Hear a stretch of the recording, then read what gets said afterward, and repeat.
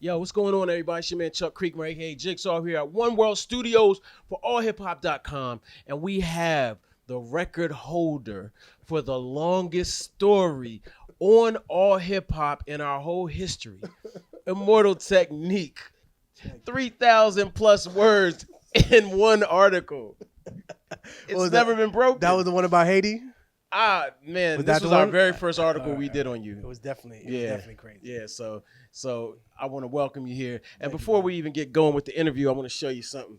I got my original T-shirt. Oh, shit. I got the original. Oh, the OG one. Still here. It's a little wrinkled. They're out of service now, but we might bring them back. Yeah, we might bring them back.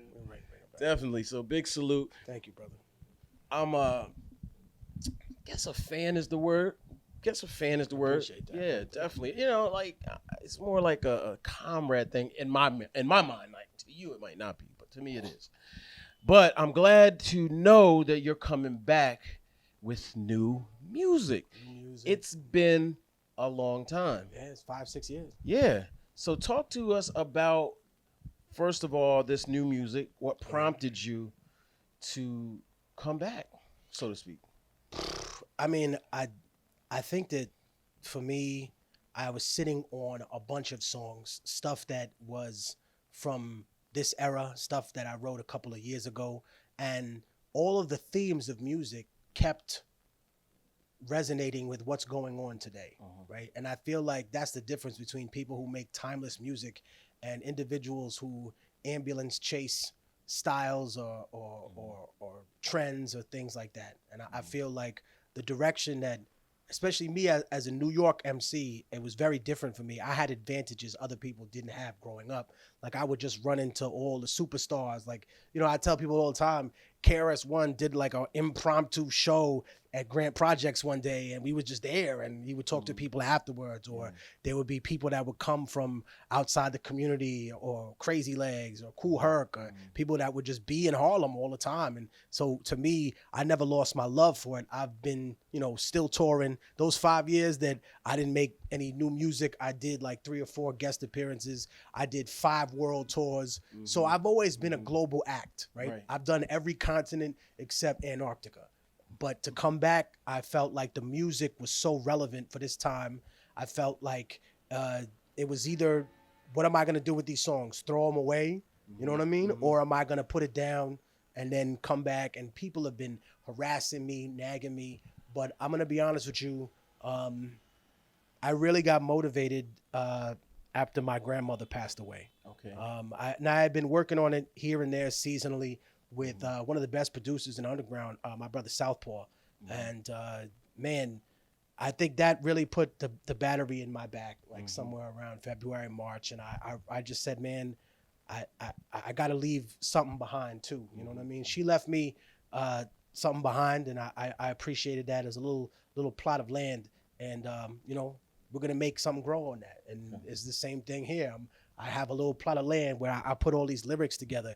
And what people kept telling me when they kept hearing the songs is these lyrics are very different than what's on the news. Like you bar for bar, you're still super nice technique, but these lyrics are nothing like what people discuss now. Like there's so many different topics and discussions that we have on the album. People that people wouldn't even think I knew or I'm friends with. And it's something, Fat Beats, when I was first coming out, rejected my record. And I always tell Joe when I see him, thank you for that. I appreciate that because it gave me the motivation to be out there hustling on my own and, you know, to do my own thing. And I never lost that drive and determination. So I've always been doing shows. I'm doing a show tonight in Brooklyn.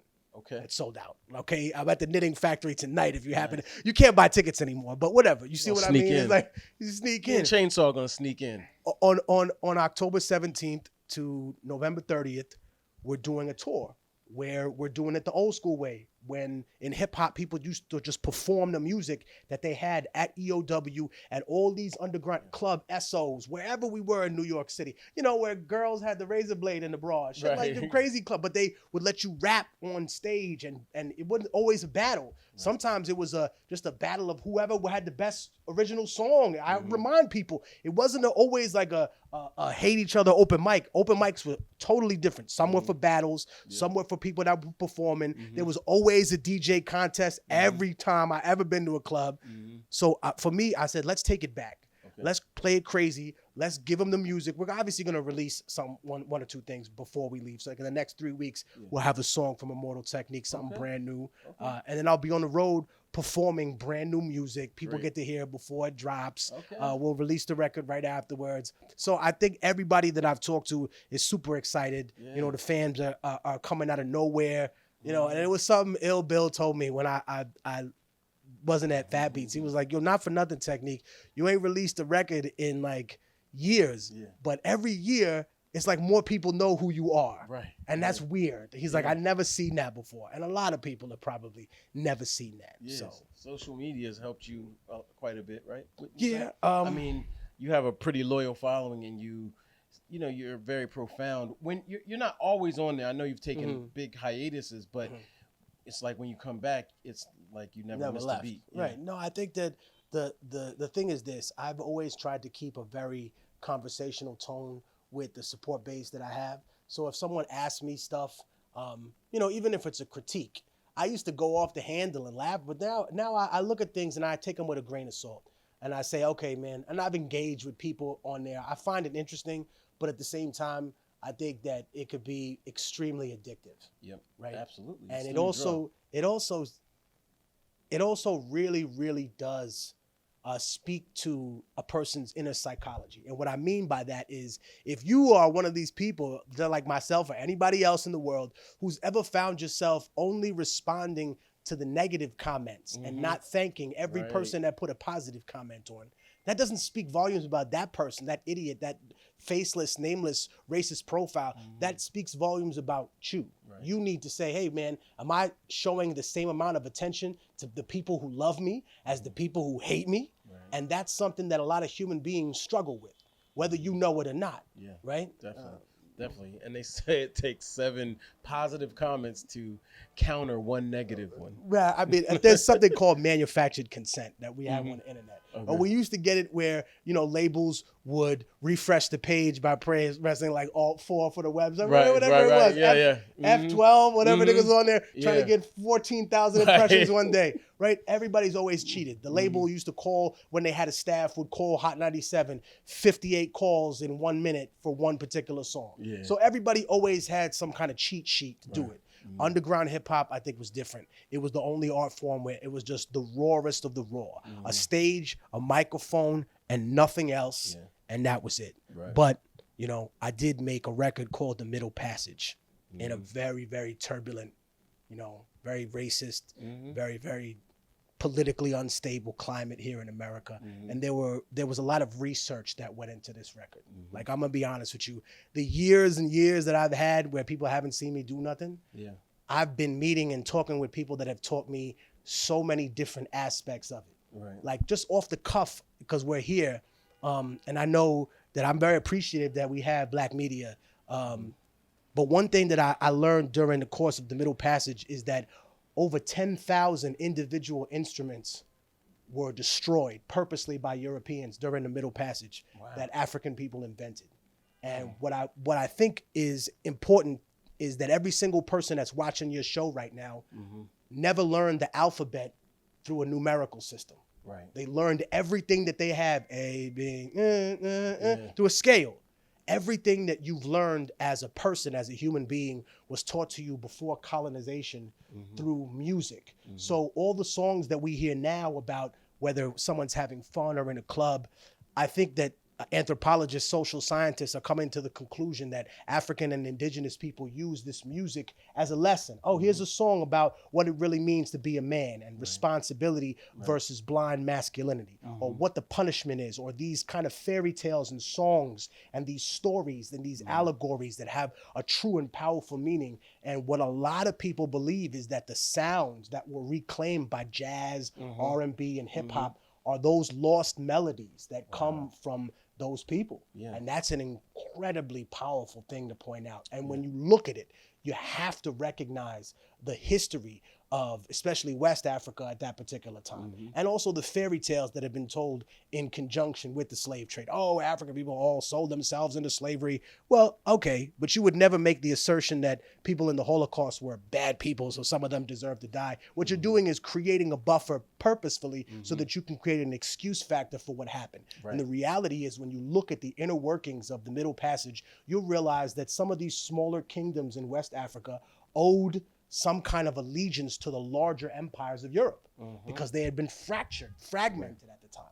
So the larger empires would send ships down, and the kings that were open to the slave trade, they would support. And kings and rulers and despots that were against the slave trade, they would seek to replace. Right. Is this far-fetched?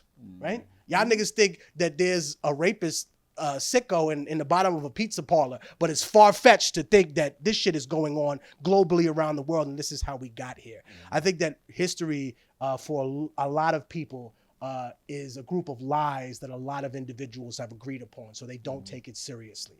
They're things that they will look at and say, oh, that doesn't affect me now, but it affects everything about you now, right? You know, we're the only people whose God don't look like us. Right. That don't affect you. You're telling me that has no effect on you as an individual? We went through Dr. Claude Anderson. We went through all these things to understand that representation matters. But what's the difference of representation when that person looks like you, talks maybe in a similar slang, but doesn't represent you?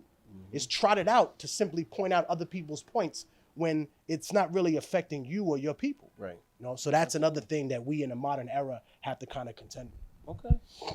You know, I learned so much from you, even in my, you know, coming up in the early 2000s, from your songs and things like MK Ultra, and it was so much. I like, wait, what's this MK Ultra thing? Right. You know what I mean? Like, it was all types of nuggets in your music.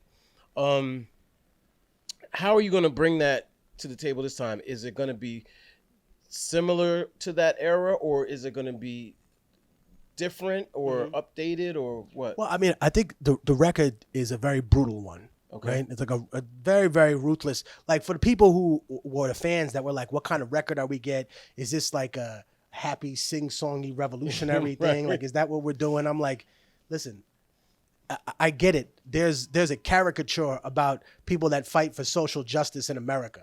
But it's not wrong to fight for social justice. It's wrong to be a poverty pimp and pretend that you're helping people when really you're just aggrandizing yourself. That's wrong to do on the left or the right. I think the things that make all the difference in the world, especially for Black and brown people, is to know that we've been pitted against each other for the purpose of, you know, people ruling this land for years. Right. And if we're not willing to look at that hustle and that thing that separated us as a people, then we'll continue to be in the same position that we have before. Nothing is going to change in your life unless you change. When you change, everything else in your life starts changing.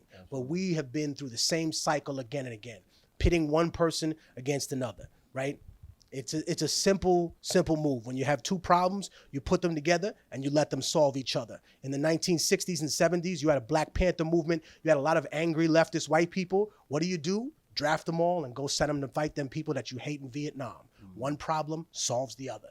And to speak about it rationally as an adult now and look back on it, you know, I was a teacher in a prison for a few years, right? And that affected me greatly because I saw that these young people, the young Black and brown children that I was teaching, that these people weren't these monsters they had been depicted to be, right? And mind you, I've been to grown-up lockup, so it's different there. There you got full-fledged monsters, people that they've been in this frame of mind for years. But when I saw them when they were young, I realized exactly what I was dealing with. And I was dealing with a giant room of children that had been tortured, physically abused, sexually abused, a lot of them psychologically abused. And I realized that the children from my youth in the 90s that used to start fights with random people, these were people that were suffering from abuse. And no child is born sociopathic where he wants to hurt somebody. That's the biggest misnomer about our people. You know, growing up in Harlem and being a person who's partially Black but mostly indigenous, I get it. People look at me and they don't see a person from Jamaica.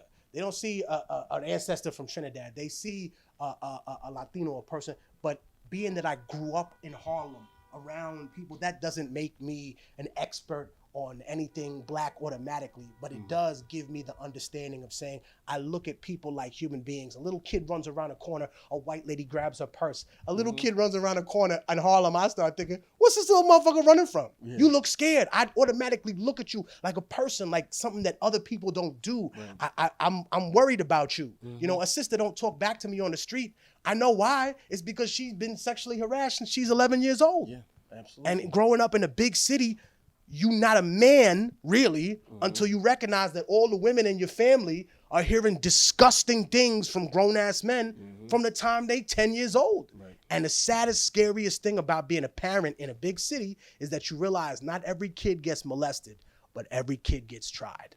That's a true story, bro. And listen, when I was a little kid, I remember some grown-ass man grabbed my arm like this on a train, and because I had been taught by the people in my neighborhood, as soon as a grown person touch you and that you don't accept, you got to defend yourself in any way. So I just held a Snapple bottle and I smashed it on the ground near dude, and he ran away from me. Right. And I always remember, I was like, these were my instincts. These were things that we taught people because New York didn't have gangs back then. We had crews. Right. And the crew was responsible to the neighborhood in some weird way. It had a symbiotic relationship. Some didn't, right? Yeah, some were just tyrants who had taken over a fucking project. This is ours now. You know, and look, psychologically, we know what that is. You overcompensating for having no control in your life. Right. One of the OGs in prison, man, he made me cry with this one. He told me, you know, Technique, everyone looks at me and says, I'm a big, scary dude. I'm a real nigga. But he said to me this shit I'll never forget. He said, I'm the realest nigga with someone else raising his son. Wow. And that shit hurt me so deep. He said, I'm the realest nigga with someone else fucking my wife and someone else being part of my family because I'm in here for 35 years. He said, don't be a real nigga. Right. Because there ain't nothing here. Yeah. There ain't nothing here. Look at this. There's nothing here. There's no secret compartment, right? He said, there's no gateway. There's no, he goes, I know you like them science books. He goes, there's no portal to go nowhere. Yeah. You're here. He goes, he gave me a book. He said, this is the only portal we got out of here. So, you know, that's crazy. You know? So I keep that in mind when I talk to the youth. And I found that I have a much less judgmental reaction towards the younger generation that I see today. So when none of them mouths off or says they're the greatest rapper, or I'm better than Biggie and Tupac, I mean, like, look, other people can get offended by that if you want to. But I know what you're doing. It's no different than a little kid that's like, hey, I wins a fake wrestling match with his dad. And it's like, I'm the best. Come on, man. Would you mad at these kids? Think about it like this. I always tell you, imagine if you won a war, right? Your generals crushed on other people, right? You expended resources. People have died. And the people you beat go home and celebrate and pretend they've won. Right. You gonna launch a war to stop their celebration? Or you gonna go to fuck home? Right. Right. Yeah. You're gonna go home, man. Exactly. We won already. Yeah. Right. What are we doing here? Yeah. That's it. Hilarious. I've won already. Yeah. I turned 40. Yeah. How many of y'all gonna beat me? Right. How many of y'all gonna beat me? That's what I want to know. Out of y'all 20-year-old motherfuckers, how many of y'all gonna beat me? Still be in the same place. Still not have half your assets taken away. Still not waste 15 years of your life living in some garbage ass fucking slavery condition. That's what it is. Yeah. But that's what I mean. I want y'all to beat me. See, that's the problem. Everybody, we got this syndrome where the father wants to be greater than the son. No, you're supposed to push the kids up to be better than you. I want you kids to beat me. I want all young people that are emceeing or being independent. I want you to learn from my mistakes. I want you to see the things I fucked up, because a real G, an OG, doesn't teach you from his success. That's when you know someone's just bragging to you. The only way an OG can really teach you is from failure, because that's the only teacher that's viable, that has actual, like, in real time consequences that could be looked at and say, this is where I changed my life. Or, you know, I had a company and, you know, I was distracted by the women. Oh, Jesus, don't put your Peter in a payroll. Now you're dealing with some Bill O'Reilly shit. Now they done stripped all your pay. You out of here. You banished from TV. You a pariah. You got a podcast nobody listens to. You know, who the fuck cares? Let me ask you this. When you started, we were in the Bush era. Now we're in the Trump era. Right. How do you feel about your music in that context now? You were kind of quiet in the Obama era. I was like, what's he going to do? No, we had an album called The Martyr, which was critical of him and neoliberal policies, but I think it was definitely overlooked. And look, we did do the Jill Stein campaign in 2012. Right. I did stand. These things are overlooked, so I'm glad I get a chance to talk about them here. I had Dr. Cornel West on the record, on The Martyr, when everybody else wouldn't touch him. Because if you remember, at that particular time, he called President Obama a Wall Street oligarch in blackface. I remember and that. I always remember people called me and they were like, yo, they kicked your man off this panel. They got him here. And I called Dr. West and I said, Dr. West, I think it took a lot of balls to say what you said, and I want to put you on my record. And he was like, which one? I said, I got a new record called The Martyr. So if you notice on the outro of the record, he stands up and he goes, listen, we're young brother, it's not your time to die. We need you to live on. And he acts as kind of like the spirit that brings me back. Right.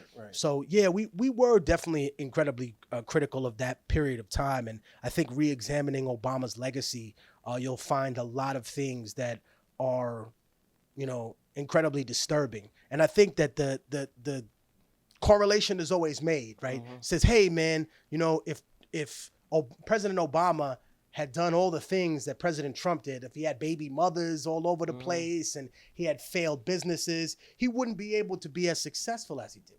And then I asked people, well, here's an interesting point. What if President Trump did everything that President Obama did? President Obama completed the Bush Doctrine.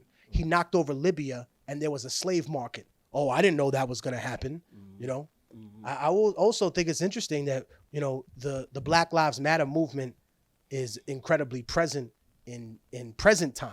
Right. But during that particular time, the question had to be posed, do Black Lives matter during a drone strike? Right. And that's a very powerful statement because it's necessary. Absolutely. And these politics aren't brought up so that we can equate automatically everything about the left versus right paradigm, right? No.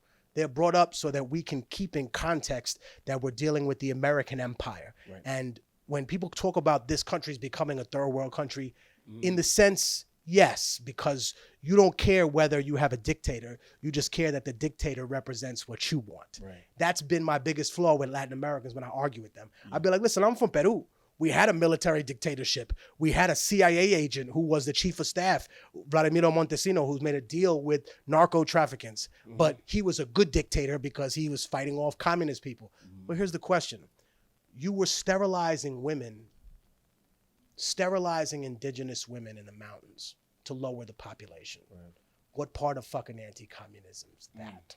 That's crazy. We know what you're doing. So when you're opposed to one dictatorship without fully understanding what it means, right? That it is a legal position in republic, when people get to the point that things are so messed up, you realize that it could possibly happen here and that it's happened several times. We've had de facto leadership like that. During World War II, Eisenhower said some shit, that shit happened, which is kind of interesting that I bring up that dude. Because you can't have this MAGA ideology without having all the things from that particular era that these people envision, the 50s, 60s. What did Eisenhower do? People forget. He taxed corporations after World War II to 93%. He said, y'all got so much money charging these triple, quadruple rates for tank parts and all this other shit, you got to pay it back. Right. A Republican president said, nah, all of y'all, 93%. And the corporations was like, but they didn't have the lobbying power they had. Right. They didn't have the senators in their pocket. Yeah. They didn't have the Congress people in their pocket. There was no connection between the cartels yet.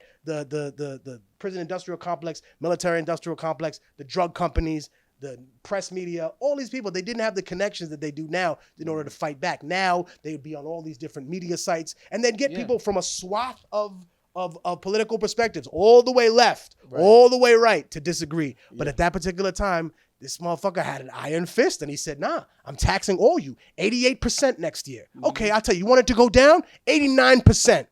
Jesus Christ, this guy's a person who needed to rebuild America. Right. But remember, he rebuilt it with the idea that it would be invaded. That's the whole purpose of a highway system. The highway system is not for your fucking SUV to get somewhere. No, it's so they could get tanks and art equipment to everywhere in the world, or everywhere within America. So I think those are the things that people overlook sometimes about us in our country. Learning so much. I didn't know all this stuff. What are you doing? Are you reading all day, every day? You want me to really fuck you up? Yeah, please, go ahead. Here we are, all hip hop. Human beings didn't invent music. Let's go again. Human beings didn't invent music. Human beings invented composition, which is the restructuring and writing of music. Okay. We've been around for about 200,000 years. The oldest human, Homo sapien, was found in Africa about 210,000 years ago. Okay. But we shared this planet for about 160,000 years with another species that died out 40,000 years ago called Neanderthals. Neanderthals was around for 2 million years. Neanderthals, the gentle giant. Yeah. Diesel, built like a fucking truck, but didn't want no drama. Right. These people used bone flutes, and the genius of the African was to create a mobile drum. But the Neanderthals used to take the animal skin and put it over a stump and have rhythm. So imagine if you're a human being living in a musicless world. Yeah. Nothing plays in there. Nothing, all you got to hear is the howling of wolves, the roaring of lions, the running of water. There's no melody. Yeah. And in the distance, a fire burns. Right. And you see these big, bulky ass people dancing to music. Yeah. That's crazy. Quick question. Is there anything else in the human experience that we've had for 160,000 years? Remember, I grew up in Harlem, right? With the great Dr. Henrik Clark that said when you're talking about black history, you're not talking about black history. You talk about human history. Right. Absolutely. So metallurgy, animal domestication. How long these things been around? For 160,000 years? Nah, nigga. Wow. For about maybe 10, 20,000 at most. Right. Which means you had music. Absolutely. Music for 160,000 years. That's crazy. So y'all watching this right now. You're practicing 160,000 year art form that you learned from a hominid that is not around anymore. Although you can find genetic freckles in really, really, really northern living Europeans. Some people are Neanderthals to me, though. But here, let's not use the metaphor is interesting because that means that they were like stupid and slow, but at the same time, Neanderthals were not recklessly violent people. Right. Like these individuals believed that they were part of the earth. Imagine their first, meetings with human beings. We don't know what that particularly was like. What if all human beings at that time had no asses and flat-chested and were built like a stick, and the Neanderthals were the ones with all the body? Right. Who knows? Yeah. What if it was the other way around? What if these people spoke a different language that we could actually talk in, which is the beautiful thing about learning about language. The older languages, Sanskrit, these 10,000, 12,000-year-old languages, they come from an era in which they believe that some of those enunciations and some of those words were usable to two peoples. Right. So two peoples have now become one. So we've already committed genocide at some particular point and destroyed other species on this planet, right? And it's frightening because we kill whatever tastes good to us, and it's very telling that the only animals left are shit that doesn't taste good to us. Like if a lion or a tiger was delicious, we'd only see them in a book right now. They wouldn't be hitting They be flourishing on a farm or something. Delicious, my nigga. Tiger paw is delicious. No, I'm just saying, if it was, they wouldn't be. They'd be serving it right downstairs. Yeah, absolutely. Right downstairs. Man. Let's switch the conversation because there's so many people that are like, okay, what are we talking about?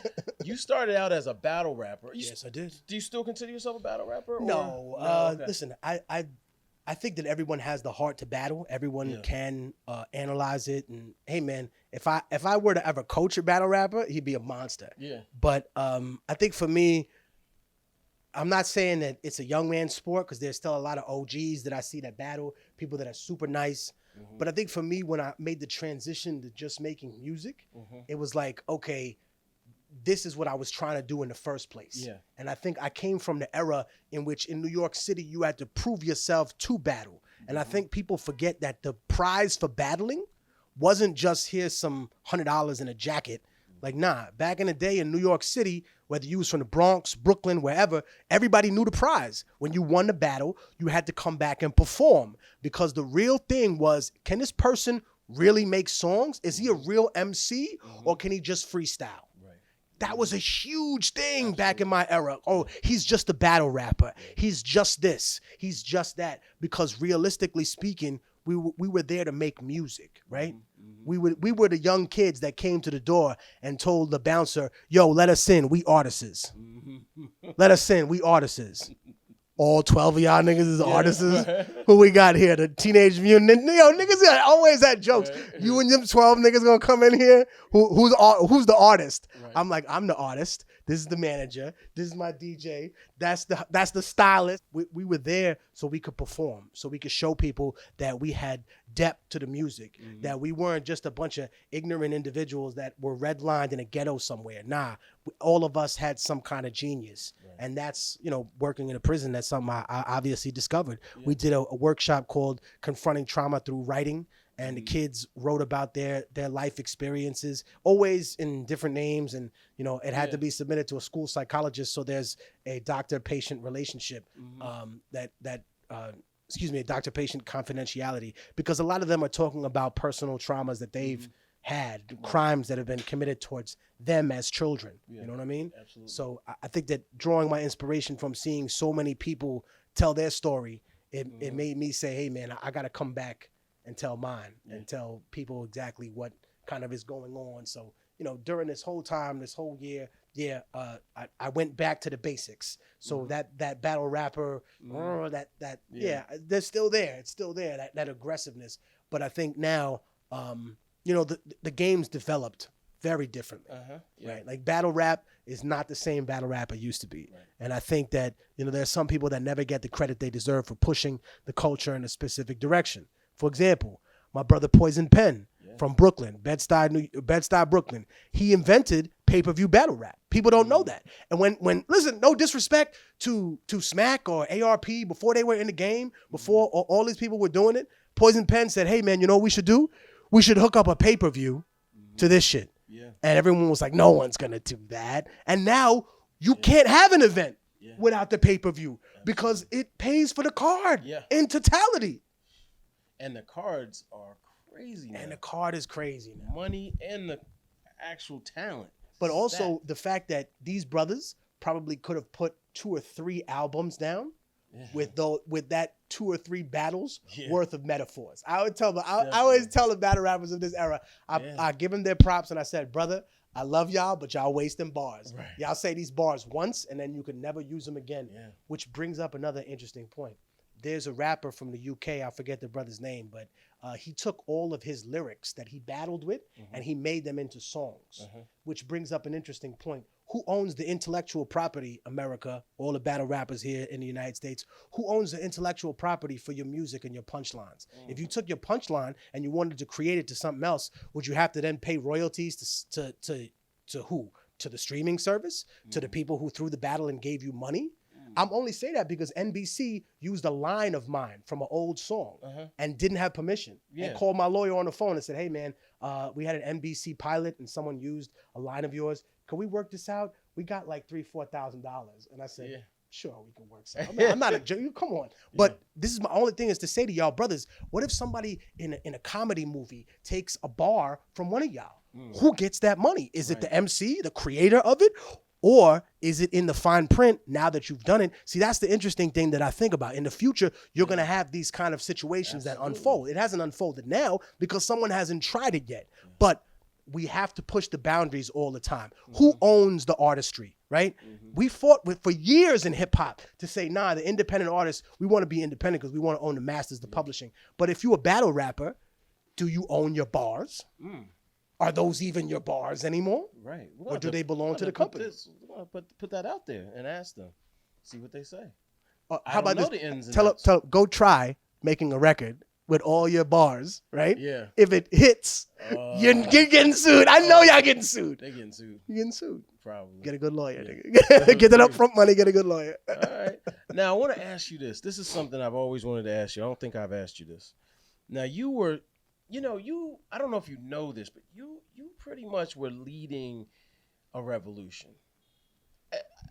And I mean that pretty literally, actually. There was always rumors that you got a visit, from some folks. And I've had a couple of visits from some folks. Okay, and they were like, okay, enough, cut it out. Right. No, listen, I've gotten visits from them that have asked me questions about stuff. Okay. I came back from Venezuela and I did a conference out there for youth at a time in which Hugo Chavez was in power. So Mhm. they gave me that red flag. Like when when they check your passport Yeah. and you get in that little room, Mhm. people don't know that there are two little glass things that can come up from the ground or Okay. from the side, and you're locked in the chamber. And they Okay. take your passport and they put it in a red bag. Now Okay. that happened to me twice. The first time when I came back from Afghanistan, and Okay. remember we did the article about me. Yeah. I set up an orphanage Yep. with Omaid, and really beautiful people, and of all various denominations of Islam, which I thought was great, and really empowered women that we went there and were able to bring that. But obviously coming home from something like that, Mhm. of course, they're going to want to have a conversation with you. Okay. And I think the conversations were more like, oh, are you really who you say you are? And I'm just like, well, who else would I be? Like the first one was more like, well, are you an imposter? Something like an imposter? Think niggas cloned me? What are you fucking kidding me? Yeah. Right. Then there's been other ones where it hasn't been government officials so much, but there have been a lot of weirdos that were, associated. We got a lot of death threats during the Bush era. Yeah. I mean, even we went to do a show in Texas. Some dude in the middle of Bin Laden came up on stage with a gun and threatened the DJ or said something to DJ like, yo, you better turn this shit off. And because it was Texas, all the homies that we were with had guns. Yeah. So everyone pulled out a gun on this dude, and he realized I got a handgun. These three people got shotguns, and everyone's holding legally down there. You could buy a shit in a supermarket parking lot and be like, yeah. Right. So he was not stupid. He might have been stupid enough to get up there with a gun and tell the DJ, turn this off, talking like a tough guy. But then he got thrown off stage. Yeah. There's been other times in which people have come to me and knocked on my door, been like, hey, can we talk to you? And I've been like, no. Right. I have nothing to say to you. Yeah. You want something? Steal it off my phone the way all y'all do. Yeah. Fuck you. What you want me to tell you my personal life? Mm-hmm. I don't talk to cops. I don't talk to FBI. I don't need to have a conversation with y'all. Right. The scary part is that nowadays you can have a mole anywhere. Yeah, absolutely. You don't even know if that girl from Tinder's real. Mm-hmm. Mm-hmm. Right? Yeah. You don't know who's real. Yeah. Your best friend, he been on the payroll for years. Mm-hmm. Somebody's fighting a charge. They're paying for years. We find about these things years later. Absolutely. We didn't know who Agent 800 was, who betrayed Marcus Garvey until 100 years later almost. So it's just crazy. We still trying to figure out who stabbed Malcolm in the back. I mean, I'm from Harlem. We from the Malcolm faction. And, it comes with its push. But at the same time, it shows a very, very clear storyline. A person makes noise. They refuse to back down. They're dealt with in one of two ways. People want to push them out of the light, disgrace them, or get rid of them. Yeah. You can't disgrace a person. You got to get rid of them. Yeah. Or you want to push them out the light. Mm-hmm. So we'll see. Man, if they try to disgrace me, but I mean, I'm not into no weirdo shit. I'm sorry. Right. You're not going to find no sicko shit on me. Like, I think I've definitely been, and I think the interesting thing is because I can admit to the violent past that I've had. I served time for it. I definitely was a violent kid. I grew up in New York City during a very turbulent time. And I went to a very good school. I went to Hunter College High School. And that surprises people when they say, oh, really? And you still got into all this trouble?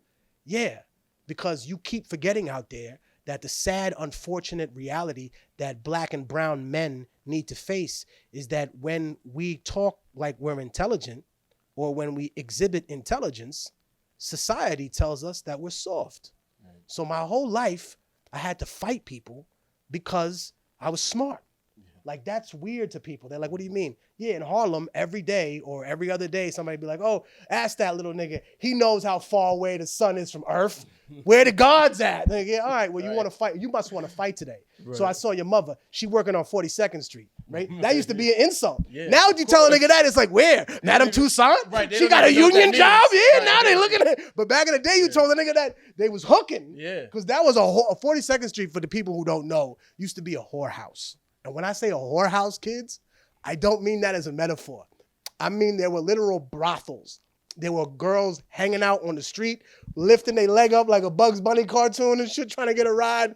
Yes. Yeah. There were peep shows. There were things where you walked in the door and put a dollar in, and a girl would come dance naked in a window. And there was no age limit to get in. Right. We was 15, 16 walking up there like, yo, what's up, man? And you had to put money in the counter to get in there. So it's like, it was a different era. It was more violent. And I think if I could teach anything, literally, if I could teach anybody anything from my experience, is I would tell young people, whether they black, brown, white, Asian, whatever, don't ever let anybody make you ashamed of being smart or being intelligent or wanting to be intelligent or wanting to better yourself. Anyone making fun of you because you're trying to quit heroin is the wrong friend to have, all right? Somebody wants to make fun of you because you decide to stop living a facade and you want to be who you've always felt like you want to be. Somebody makes fun of you because you want to eat healthier. You don't have to listen to these people, all right? Do what's good for you and stop worrying about what the fuck other people and their insecurities are for themselves, all right? Message. Message. All right. Now, you were courted by a lot of labels. Interscope infamously courted you as well. Do you ever think, maybe I should have done that? Maybe I should have signed to get the message out in a commercial way? Or are you cool? I mean, obviously you made your peace with whatever. Right, no. Look, the only people that I really didn't like was Sony. Okay. And I'm gonna be, I could just say that now. I mean, I know a lot of people at Sony now. We cool. I'm not saying I'm friends with the company. You can't be friends with the company. It's not a human being. Fuck, no matter what the law says. Right. But look, the hardest one to turn down was Rick Rubin. What? That was the hardest. Down Rick Rubin? Hardest one to turn down. You know, it's funny. Chino Excel tells me that all the time. He's like, wait a minute. What? Right. I said, listen, dude, I had a long conversation with American Recordings. These people wanted to sign me as an artist. Mm-hmm. And I said, listen, I would love to work with Rick. I would love to get some production. I would love to match his creative vision with mine. Mm-hmm. But I would like to be the first person to come in as a company to his label, to then be distributed by that. Right. And that was something that they were not interested in because it set a precedent for other people to come in there and do the same. Now, I'm not saying he's a scumbag. Nah, he was really cool. Right. It was just that's not what he wanted. And I'm going to be honest, that's not what I wanted. Yeah. Like, nobody has the ability to tell me, oh, don't make a song about that. Make it about this. Viper Records, super like that. Like, hey, man, make music whenever you want. Do something whenever you want. Do it when I be in the studio one day this week, get it done. You know, tomorrow, when are we getting this record? As long as we can actually meet the deadlines that we set for ourselves for the tour, for the release late this year, early next year, as long as those releases are somewhat on schedule, everybody there is happy. Also, I think that the big difference is that I've been the controller of the masters, the license, and also the publishing and the sync, which is very important. So when I give you an example. There was a dude who was like a super communist guy, a guy named Pete Seeger. Guy's like 100-some years old. He recently passed away, God rest his soul. But he wrote a song that everybody knows. He wrote a song from the 60s called Everything Turn, This is the Season, Turn, No Time to Live. Right. So here's an interesting thing. Even though he was a super communist and was like a person who lived this like down-to-earth lifestyle, whatever, his music, because he didn't own the rights to it, was used for car commercials in Europe. Right. So I would turn my TV on tour, and I see some family driving a Hyundai, and it's like, everything turn. And I said to myself, if I sign with a giant label, it's like getting a DNA test. These motherfuckers tell you they're going to tell you where you from or if you got a Norwegian ancestor. That's not what the DNA test is for, dummy. It's so they can take your DNA and use it in the future and you have no rights. They just get to use whatever good comes from your genes and use whatever bad comes from your genes to filter out other bad genes. I just don't give people free money like that. So I said to myself, look, the only way that I'm going to sign is as a company. And I'm going to be honest with you, Chuck. When I was a kid, when I was 20, 21 years old, I said to myself, if I don't get a record deal by the time I'm 22, 23, I'm going to find a new career. And here I am at 40, Chuck, and I never had a record deal in my life. I've only had distributors. I've had more distributors than Johnny Carson has had wives, though. I've had a lot. It's a dated reference, but the older people will get it. So this is what I'm saying. I've had a lot of distributors because I tell people if I'm not happy in a relationship, I will not stay there. If I feel like I'm not being appreciated, if people won't meet my terms. Yes, I have my uncle, John, who helps me, but people are confused because they don't realize he's my uncle. They think he's an old white man. He's just somebody that's been in my family since I was 2 years old because I went to elementary school with his son and him and my father used to both live in the same building in Harlem. He was just a cool dude that was like, yo, let me break down the game for you. But I come in the room with an old white dude and they think it's Curious George and a man in a yellow hat. And it's like, nah, yo, this man is going to teach me how to fuck y'all up. Right. And when I come in the room with him, he would be like, he'd tell all the people in the room, I want you to talk to him like he's one of us. And the first thing these niggas told me, I swear to God, Chuck, they said, first lesson of the game, Felipe. And I said, what is it? He said, there's always 110% in the deal. They only tell you about the 100%. And I said, what do you mean? He goes, for everything in life, every fucking thing in life that you've ever gotten, there was 110, 120% in that deal. And you were stupid enough to think it was only 100%. And I said, give me one example. He goes, you're about to go on tour, right? He goes, the tickets are $25. But if you buy them online, which is the only place people usually buy them, 90 whatever percent is now sold online, they charge you a $6 ticket fee for printing up a piece of paper. Do you see a piece of that ticket fee? No. Does the other person see it? Does your manager? No. The only people who see it are the people who book the venue and the venue themselves. And they give a little piece of that off from what Ticketmaster gets. Now, being if the tickets are $30 and the average is about between 20 and 25%, what do you see of $5 or $6 times 1,000 people? $6,000. Yeah, absolutely. That's more than 110%. Yeah.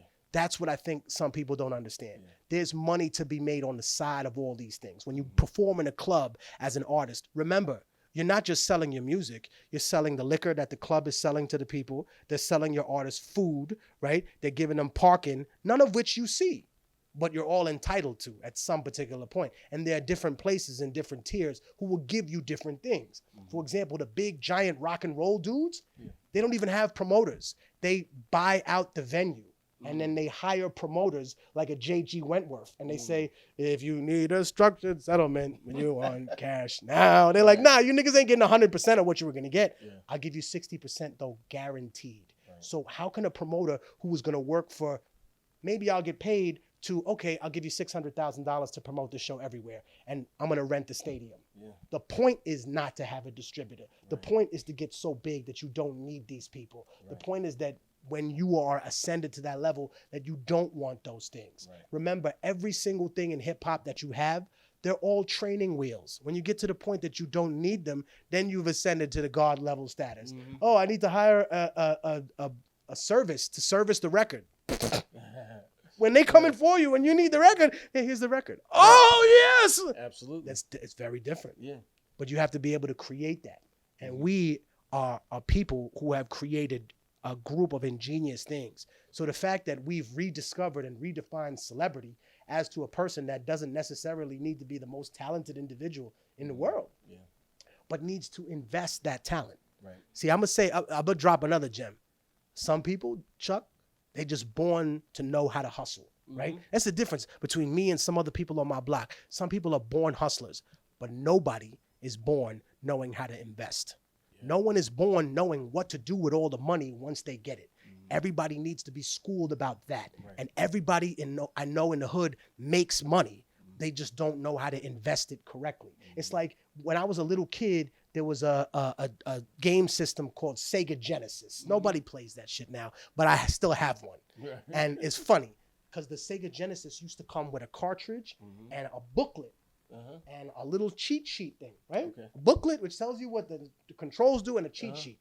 Some people in life have gotten the whole game, right? But most of us just got the cartridge.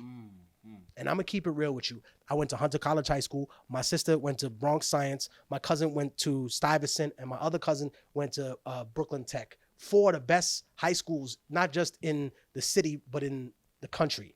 And none of these schools told us anything about economic education. Right. None of those schools told people don't even get the free the free t-shirt where the credit card charges you 30% in front of your college. Right. No one. None of them taught us banking. None of them taught us in-home banking. None of them taught us investment, money market accounts, what real estate business. None of these things in the best schools. So you can only imagine the economic education that motherfuckers get in the shittiest schools. Absolutely. God bless people like David Grace. He's a gentleman we had in here the other day. He's a young brother. He's 30. He has tattoos all over his face and body. but he's selling. Oh, with the home game? Yeah. I got that shit. Oh, you did? Yeah, Derek Grace. I know Yeah, him. He's yeah. a good dude. He was born in Harlem. Yeah. I He know. was here just last week. Oh, man, So tell him I said what's up. Yeah. So things are changing, but we're doing it ourselves. I got the game for my friend's daughter. That's I what's up. I wanted to show her because she's a young Muslim sister, and she was telling me that she wanted to start a business of something, and I just said, hey, just remember that we're working in a Ponzi scheme. Yeah. Like some people, some black and brown people, they silly enough to think that this is capitalism. Right. Nah, it's a Ponzi scheme that was invented in England in the 1600s and built on the back of slavery. Like that stupid movie Elizabeth that all them white people love. They left a big part out that her golden era comes from the slave trade. Right. It don't come from fancy. It don't come from making dresses, huh? Right. Fuck that. It comes from a slave. Everything them people got. Yeah, you're looking at the capital for capitalism right here. This is giving you that. Exactly. Crazy. Well, look, man, I want to thank you for being here. Thank you for having me here, man. I can't wait to hear the new music. Maybe if you're generous enough, you can let us debut some of it on our that'd be wonderful, man. Premiere it or something like that. Definitely. And we'll start. Maybe we get back to some things. Things aren't horrible. I'm not complaining. Things are good in the underground. Right. Pretty good. I tell people, but it's a little too much gun talk. Okay.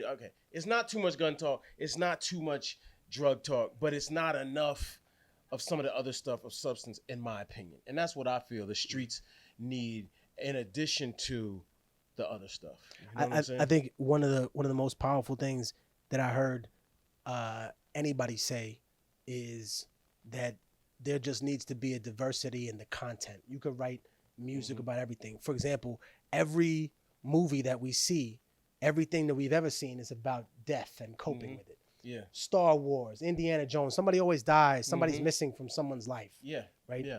So the theme is always going to be the same, but the concept is structured differently. Right. So I tell people, if you want to make movies about or songs about drugs or about killing people, there's 6 million ways to die. And you choosing one?